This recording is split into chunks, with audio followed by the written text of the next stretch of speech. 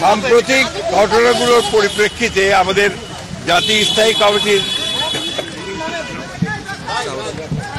সবাই সিদ্ধান্ত হয়েছিল যে আমরা অতি দ্রুত প্রধান উপদেষ্টার সঙ্গে দেখা করে তাকে আমাদের উদ্বেগের যে বিষয়গুলো আছে সেই বিষয়গুলো তার সামনে আমরা তুলে ধরব। একটা দায়িত্বশীল রাজনৈতিক দল হিসেবে এটা আমার দায়িত্ব ছিল, আমরা সেই দায়িত্বটুকু পালন করেছি। আমরা আজকে যে বিষয়গুলো তার সামনে তা হচ্ছে যে এই যে ঘটনাগুলো ঘটেছে এর দায় সরকার এড়াতে পারেন না।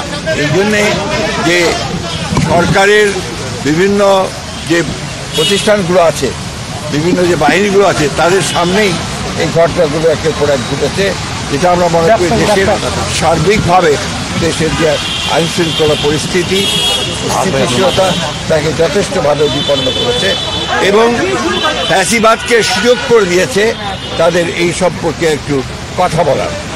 দ্বিতীয়ত হচ্ছে যে আমরা এই সরকারের সঙ্গে যেটা বারবার বলে এসেছি, অন্তর্বর্তীকালীন সরকার, সুতরাং দ্রুত নির্বাচনের জন্য আমরা তাদেরকে আবারও তাগাদা দিয়েছি এবং ন্যূনতম যে সংস্কার সেই সংস্কারগুলো সম্পন্ন করে যে কাজ তারা করেছেন, ইতিমধ্যে কমিশন রিফর্ম কমিশন করেছেন একটা, তাদের সঙ্গে আলোচনার ভিত্তিতে আপনার একমত হওয়ার প্রেক্ষিতে, আপনার কনসেনসাস হওয়ার প্রেক্ষিতে আপনার দ্রুত নির্বাচন দেওয়ার বিষয়টা আমরা তাদের সঙ্গে কথা বলেছি।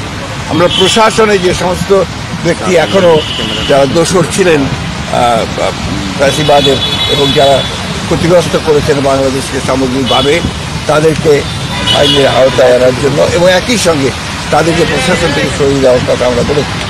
আমরা যারা অর্থনৈতিক ক্ষতি করেছে, লুট করেছে, যারা লুণ্ঠন করেছে, তাদেরকে আমরা আবারও ফিরিয়ে আনার জন্য, টাকা ফিরিয়ে আনার জন্য একই সঙ্গে তাদেরকে আইনের আওতায় নিয়ে আসার জন্য আমরা সেটা আবেদন করেছি।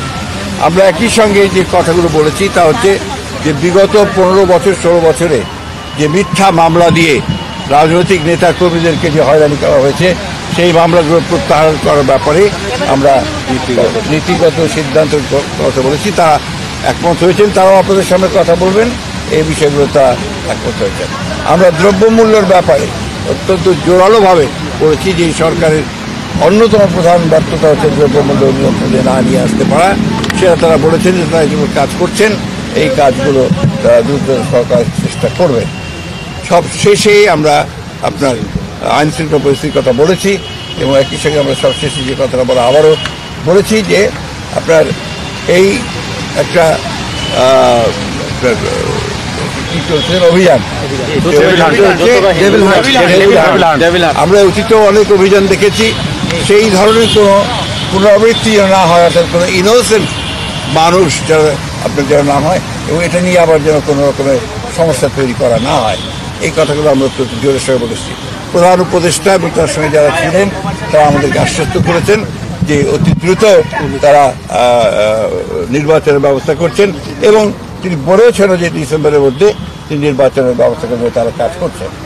আমরা আশা করব যে জনগণের আশা যেটা আছে, প্রত্যাশা আছে, অতি দ্রুত এবং একটা রোড ম্যাপ ঘোষণা করবেন তিনি, সেটার মধ্যে দিয়ে আমরা ডিসেম্বরের মধ্যেই নির্বাচন সম্পন্ন হবে বলে আমরা প্রত্যাশা করছি, জনগণও প্রত্যাশা করছে। এবং সেই সঙ্গেই আমরা যেটা বিশ্বাস করি যে গণতান্ত্রিক সরকারের যে আপনার ট্রানজিশন হবে গণতান্ত্রিক ব্যবস্থায়, সেটা অনেক সহজ হয়ে যাবে যদি আপনার একটা নির্বাচন অনুষ্ঠিত হয়। আমরা স্থানীয় সরকারের ব্যাপারে কোনো মতেই একমত হব না। আমরা খুব পরিষ্কার করে আগেও বলেছি, এখনও বলছি যে জাতীয় সরকারের আগে কোনো নির্বাচন হবে না।